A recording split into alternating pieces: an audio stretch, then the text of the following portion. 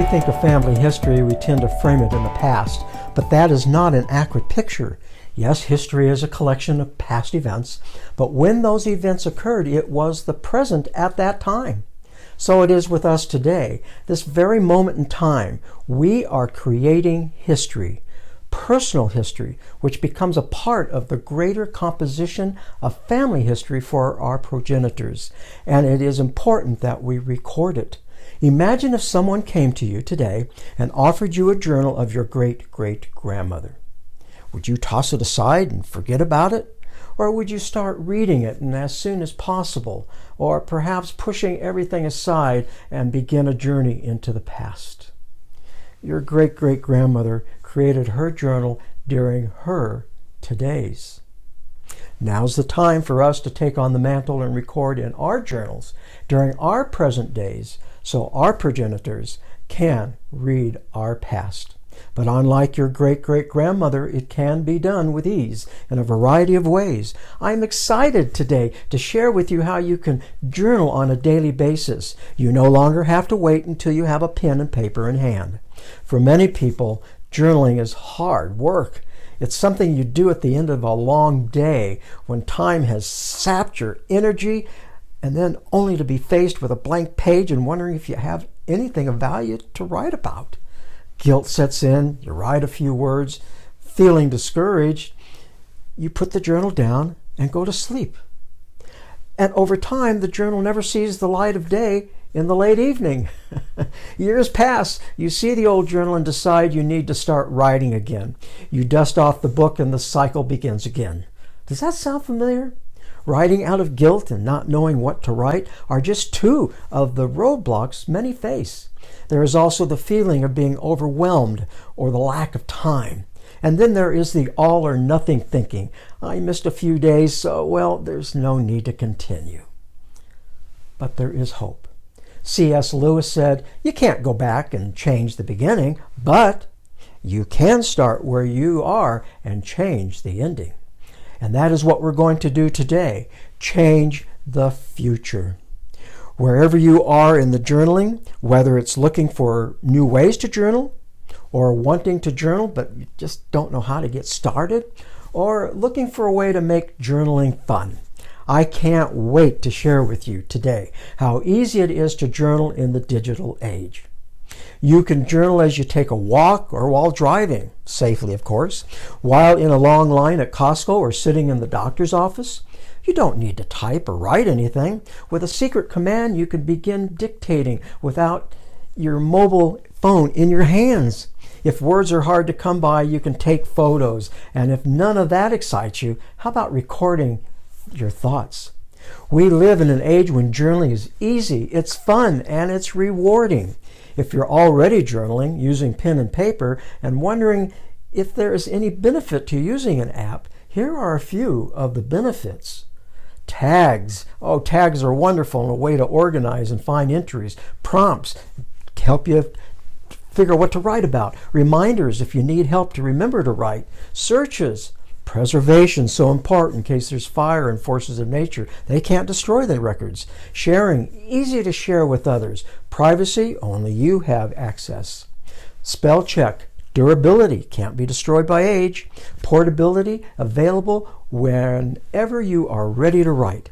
And saves time. Your journal is always with you. No need to find it, and easy access to multiple journals. Also attachments, documents, handwritten notes, photos. How about your voice recording or dictation so you don't have to type?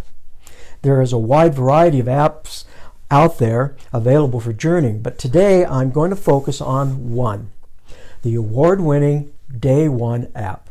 Day One is, in my opinion, the best mobile journaling app.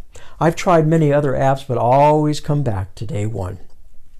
Day One app was introduced in 2011. The app is available for iPhone, iPad, Mac, iWatch, and recently introduced an app for Android.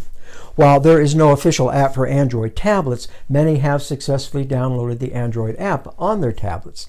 Now currently, the Android app doesn't have all the features of the Apple app, but it will eventually catch up. This building of line upon line was the same approach to developing the Apple version. Day one has two plans, a free and premium. The premium is subscription based. For most of you, the free plan will be all you need.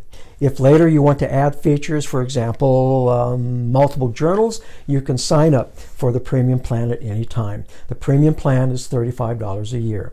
Day one is also available on the Family Share plan for Apple users.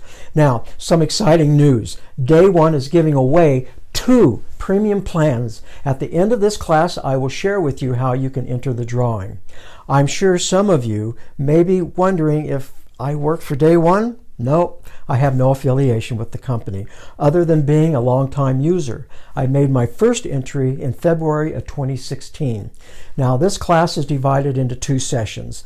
The first session, I'm going to cover the 3 main ways of creating an entry. In the second session, I will cover more ways of entering data and how to organize your entries. Now, because of time constraints, I can't cover everything about Day one, so I've made available short videos on other features Day one has to offer, and I will tell you how to access them at the end of this session. Now, let's look at what Day one can do. What we're going to do first is just take a look at what you see normally when you open up the Day one app. It says RootsTech there. That's the name of the journal. I've created a journal just for RootsTech, so I can give a demonstration here. At the very top, you see we have journals, and you're going to see I have a list of journals that I use. You can search within a journal, and of course the little gear icon tells us that that's for settings.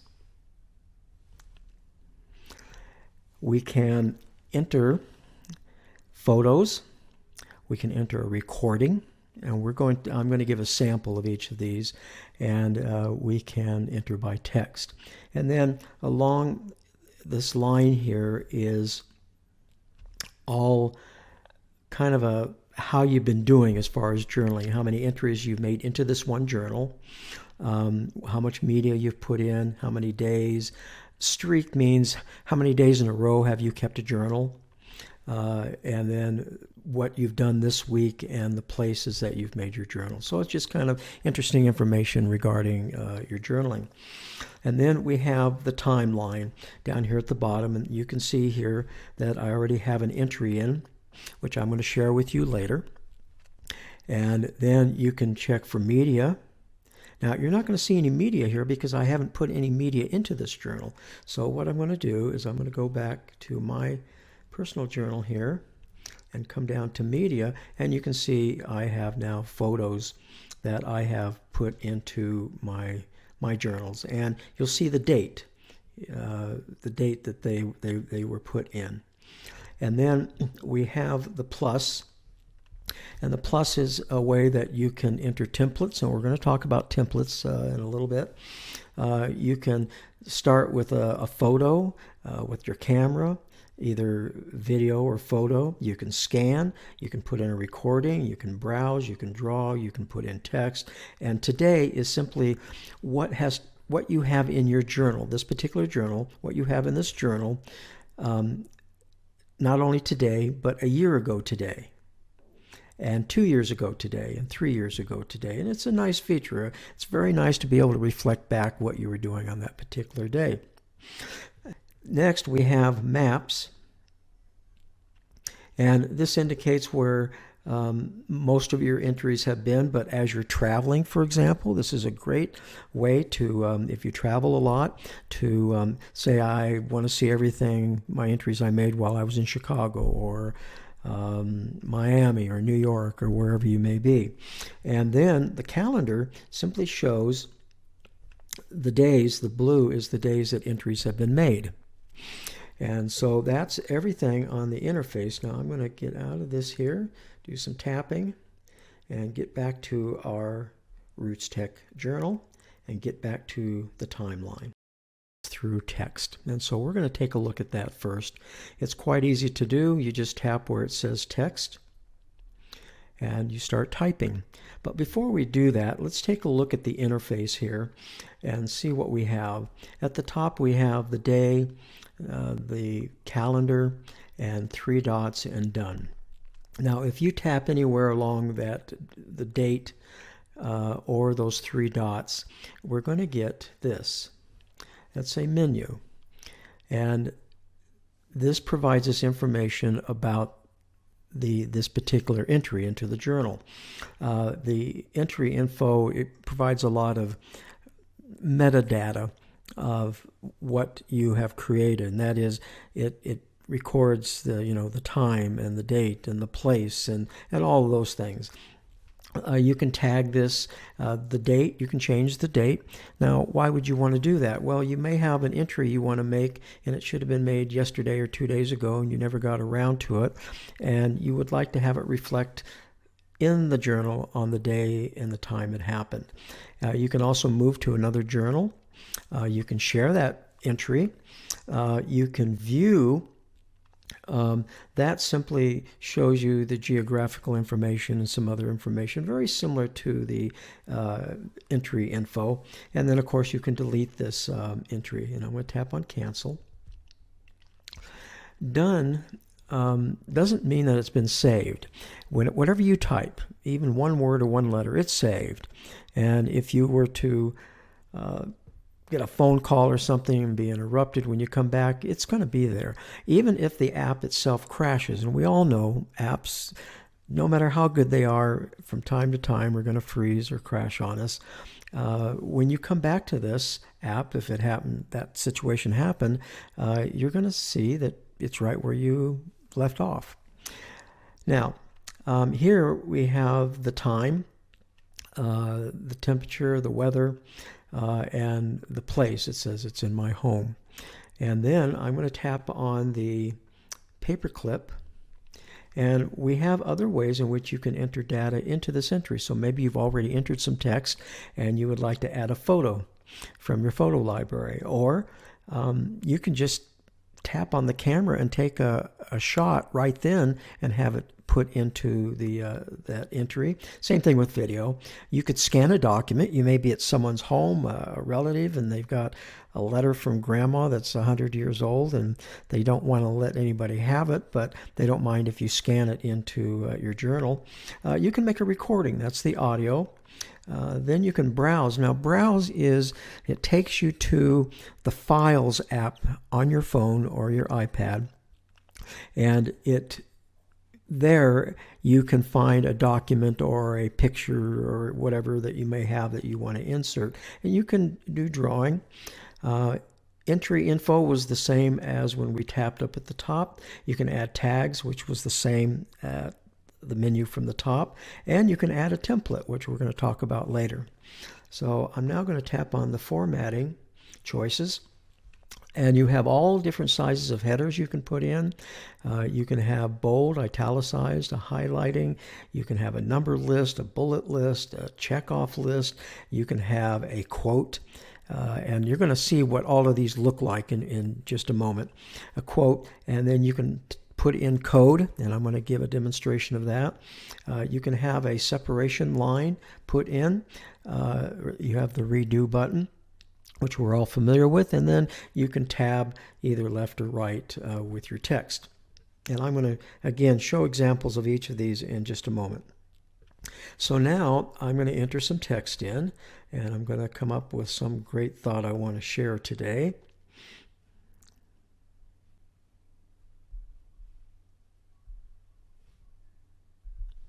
All right. Now, if I had misspelled a word or something, I just tap on it, just like you're sending text messages or anything in our phone. We know how to do this. And you can, add a word, whatever you need to do. And once you are finished, remember, it is saved. But once you are finished and you want to get back to your timeline, then you just tap on Done. And you can see right here, it shows that today was a great day. Another way to make an entry is through a recording of a sound recording. And I find that this is very popular with especially young people who have children, young children, because as they interact with the children, they record the child. And so you can go back years and years later and listen to that child talking. And so we're going to take a look now at the audio. Now, again, you can do a long press. And here we can browse for a recording that might be in our files. Now, I bring this up because you can do 5 minutes of a transcribed recording. And what it'll do is obviously transcribe. And you have to go into your settings and set it to be able to do that. But you can also record up, without a transcription, up to 3 hours. Per recording, and you can have up to 30 recordings in a single entry. And the audio is all recorded in a M4A file format, which is a well-known format. Okay, so let's take, first of all, a look at the transcription. So I'm going to tap on that. Now, remember, I could just tap on audio. And if I tap on audio, and if I have my settings set to do transcription, that's what's going to happen. But I'm just going to do a long press and pick the 5-minute transcribed. And you're going to see it's recording now. In fact, it says I've already done 11 words. And now I've done 12 and 13 words. So you can see how many words you're actually speaking. And you'll see a countdown timer at the top. Because remember, it's transcribing, so it'll only take up to 5 minutes. And then to the far right there is the stop button. And so I'm going to stop talking now, and I'm going to stop the recording, and let's see how long it takes to transcribe what I was just saying. It's fairly quick. Now, obviously, if I had spoken for 5 minutes, it would take a little bit longer. But here is the transcription. Now, of course, it doesn't have periods and commas in it, and you would have to go back and edit that if you want to. You don't have to. And here it's ready for me to add some text, maybe what that recording is about. And next thing to show you here is the 3 dots. Remember, 3 dots always show a submenu, and I'm going to tap on that. And I can share this recording. I can give it a title. Right now the title is 3:29 p.m., but I can change the title. And we have transcription options also. And I can delete. Now it deletes the recording, not the transcription. So let's look at the transcription options. And I can now add text to the entry. I can copy it, or I can delete the transcription. Also, I put my cursor right in the transcription itself and start making changes. So there's several ways in which to go in and edit that.